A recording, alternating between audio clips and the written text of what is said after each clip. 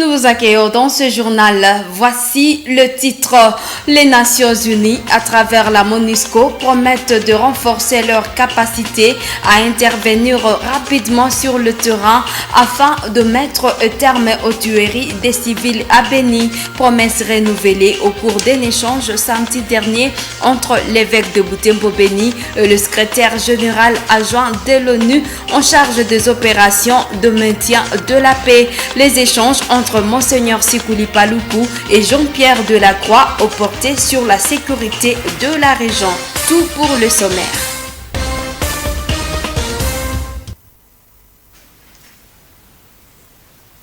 Voici l'intégralité de votre journal. L'évêque de Butembo-Beni a célébré le dimanche de la mission avec les fidèles de la paroisse Notre-Dame de Baneu de Misébéré dimanche 24 octobre. C'est ainsi qu'il en a profité pour évoquer la question des conflits fonciers vécus sur la colline de Misébéré qui occasionne de mouvements de la population de ce développement de la paroisse Notre-Dame de Baneu. Face à cette situation, Monseigneur Sikuli Paluku, évêque de Butembo-Beni, demande au chef terrier de ne pas profiter de l'état de siège pour régler deux problèmes qui risquent de ressurgir dans l'avenir. Suivant Monseigneur l'évêque de Butembo-Beni.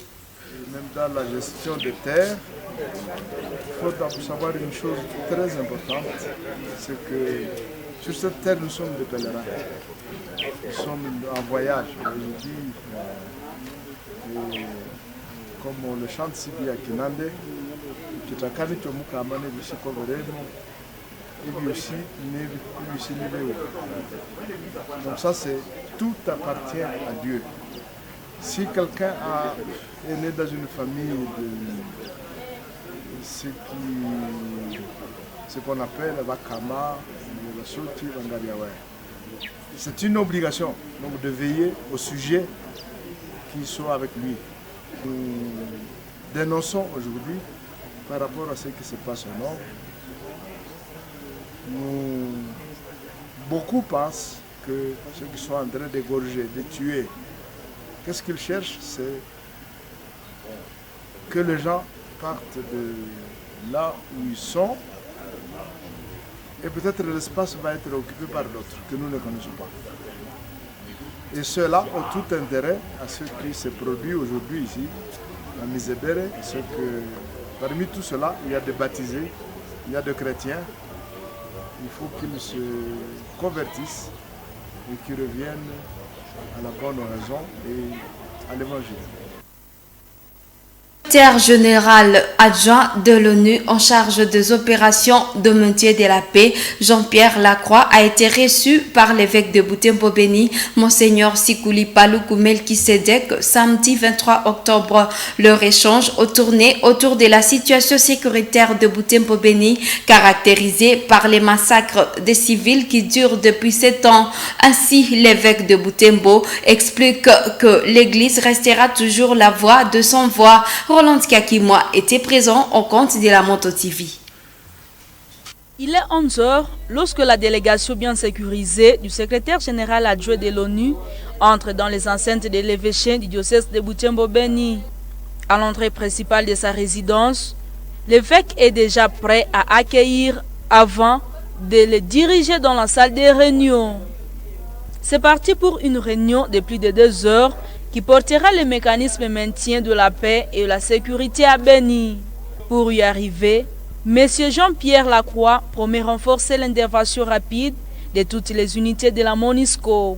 Nous avons parlé de ce que nous pourrions faire de plus et il y a eu des efforts faits pour renforcer la brigade d'intervention rapide. Je pense que ça portera ses fruits et pour mobiliser davantage toute la force, nous avons aussi parlé des défis et des faiblesses qui doivent être remédiés du côté des FARDC. Je le dis avec honnêteté parce que c'est quelque chose qui est reconnu par les autorités au plus haut niveau. Nous avons parlé des efforts qui doivent aller au-delà aussi de la réponse sécuritaire pour faire revenir l'État, revenir la justice, revenir la police. Le peuple, la population ici demande la justice.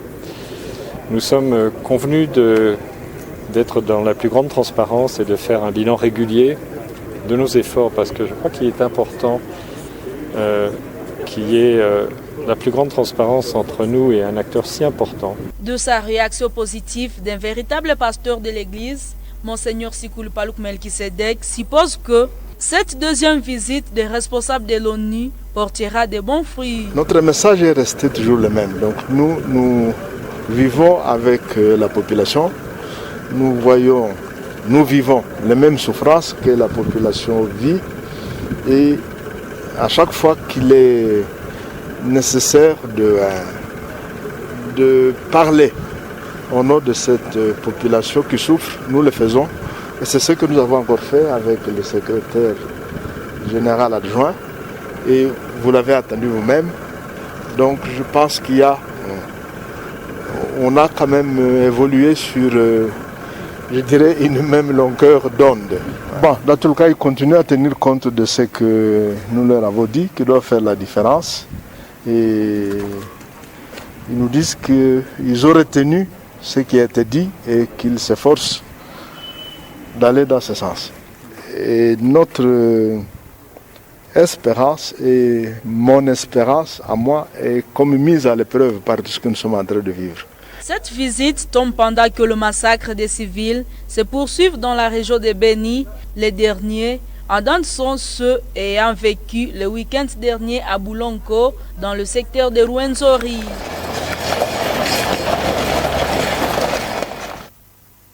Autre chose dans ce journal, le trafic routier Luna Komanda, suspendu depuis la semaine dernière pour raison de réhabilitation de ce tronçon, devra reprendre mercredi 27 octobre. C'est ce que révèle un communiqué du gouvernorat de province datant du week-end et qui ajoute que le corps de génie civil de FARDC ainsi que la MONUSCO vont intensifier le travaux de réhabilitation. Je vous propose de suivre un extrait de ce communiqué avec le lieutenant-colonel Ndike Kaiko Guillaume.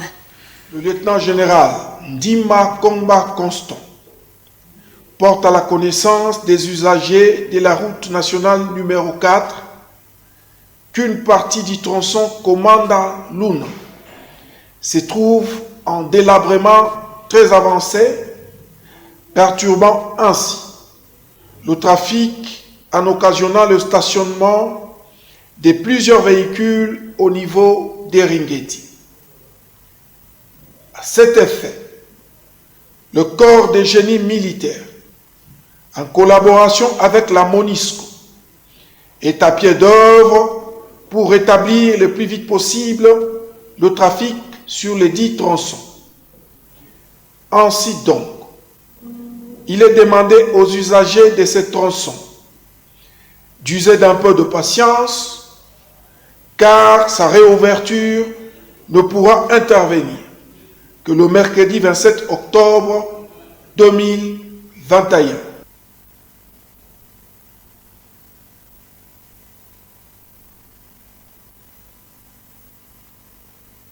Parlons santé dans cette édition. La division provinciale de la santé de Pes-Antenne de Butembo a déjà enregistré 6 cas confirmés de la maladie à virus Ebola en zone de santé de Beni, dont 4 décès. Ainsi, la population de Beni et Butembo est appelée à respecter les mesures d'hygiène pour lutter contre la propagation de cette maladie. Ces chiffres ont été fournis au cours d'un point de presse tenu ce lundi 25 octobre.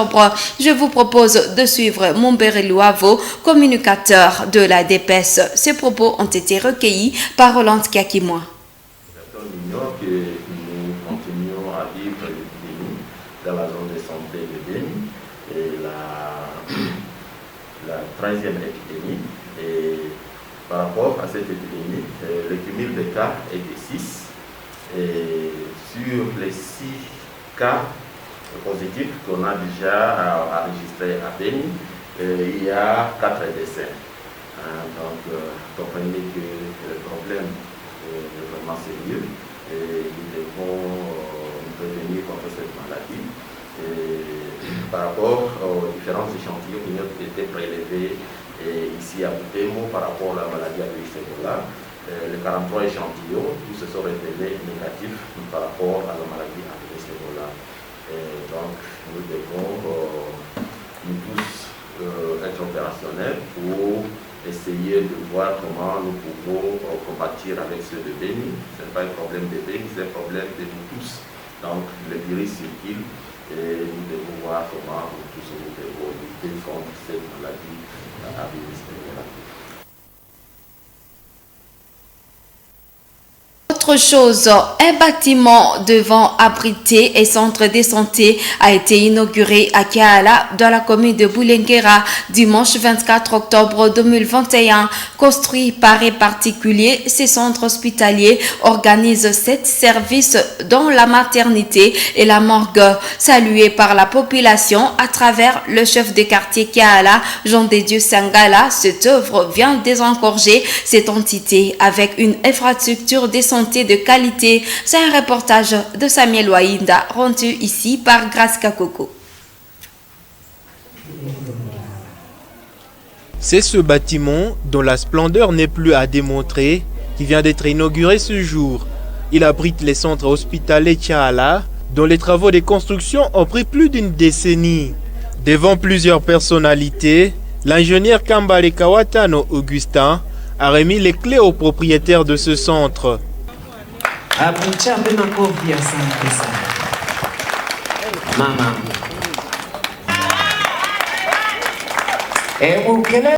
Sensi la coupure du ruban symbolique par Sangala Jean des Dieux. À cette occasion, il a souligné l'importance de cette œuvre qui était selon lui un besoin de ses administrés.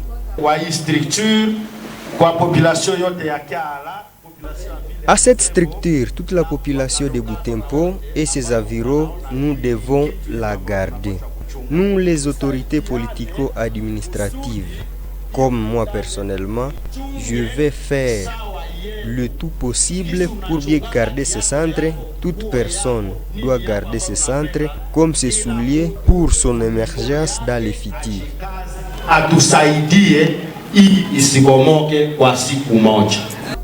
Kahindo Mapendo, responsable de cette structure de santé qui vient d'ouvrir ses portes, explique qu'en l'érigeant, elle était animée par les soucis de rendre service de qualité à la communauté. C'est ainsi qu'elle appelle les malades à venir recevoir les soins ici pour bénéficier d'un suivi de proximité.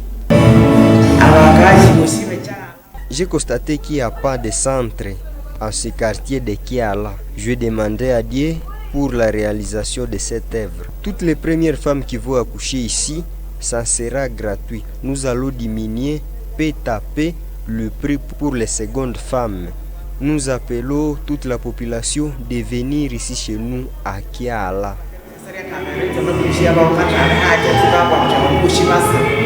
Fiston Mumbere, médecin directeur du centre hospitalier, a fait savoir qu'il organise ces services dont une maternité, une morgue et une salle des morts. Nous avons la morgue avec une capacité d'accueil de 10 places. 7 services où nous avons à premier la consultation externe et la médecine interne, la pédiatrie, la chirurgie générale, les labos capables d'effectuer les examens biochimiques, les examens immunosérologiques, et les examens bactériologiques, les services d'imagerie médicale. À ce premier jour, toutes les femmes ayant accouché dans ces centres hospitaliers le feront gratuitement. Les activités de défense se sont clôturées à l'UAC ISDEA. Ce lundi 25 octobre, c'était le tour de l'Institut supérieur de développement de l'Assomption ISDEA.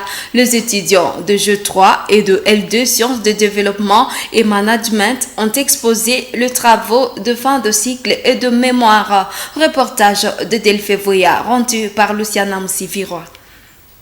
C'est au site Mirador que ces défenses ont eu lieu. Des personnes sont venues soutenir ces étudiants qui passent leurs examens de fin de cycle. Ces acteurs de développement ont mené des recherches qui rentrent dans leur domaine. Ils étaient 21 étudiants à défendre à la première session, 11 à licence et 10 à grade. Kivu Yassikwaya Bernard, finaliste à LD Gestion et Administration des projets, a mené une recherche comparative sur les revenus d'élevage familial entre les poulaillers des poules hybrides et les poules locales. Je vais apprendre le genre donc je suis parti de l'élevage traditionnel. Parce que pour le moment, dans nos communautés, si on part dans nos milieux ruraux, on se retrouve face à une carence de ces produits de petit bétail. Il n'y a plus de poules comme avant. Tu peux arriver chez quelqu'un, toi comme visiteur, tu ne seras pas accueilli comme avant parce qu'il n'y a plus de quoi t'accueillir. Donc les gens sont devenus presque paresseux. Et avec l'exploitation, on pourra vulgariser l'élevage là à petite échelle pour que nos communautés puissent essayer d'augmenter, de payer les revenus. Kahindo Mole Kitaki a de G3 techniques de développement rural à travailler sur les violences sexuelles et l'isolement social des victimes face aux activités de développement communautaire. Dans ce travail, elle estime que la discrimination faite à l'égard des victimes des violences sexuelles les empêche à s'épanouir. Comme message que j'adresse aux victimes, c'est qu'elles ne doivent pas abandonner, elles ne doivent pas baisser le bras, elles doivent continuer de suivre leur accompagnement, par exemple psychosocial, médical, juridique, afin que leur cause soit défendue et qu'elles retrouvent encore cette confiance en elles. C'est par cette défense que l'UAC ISDA clôture la première session de l'année académique 2020-2021. Parlons sport, parlons de la performance de club congolais en Coupe africaine. Ce dimanche, Maniema Union est aussi sorti par la petite porte après sa défaite face à Mamelodi Sundowns de l'Afrique du Sud. Le club de Kindu a été battu par 2-0. Cette défaite est intervenue après leur nul de 2 partout à Kinshasa il y a une semaine. Le samedi dernier, le TP Mazembe s'est aussi fait éliminer par Amazulu de l'Afrique du Sud après leur parité d'1 partout à Lubumbashi. Les 2 clubs congolais sont donc reversés en Coupe de la Confédération où se trouve DCMP. Ce dernier a battu l'AS Kigali par 2-0 ce dimanche et s'est qualifié au tour suivant. V-Club, le champion en titre du championnat congolais, est l'unique à être éliminé d'office. Les 3 clubs congolais en Coupe de la Confédération de la CAF seront fixés sur leur adversaire ce mardi 26 octobre. Cette page sportive boucle cette édition. Merci à vous de l'avoir suivi. Bonne suite de nos programmes.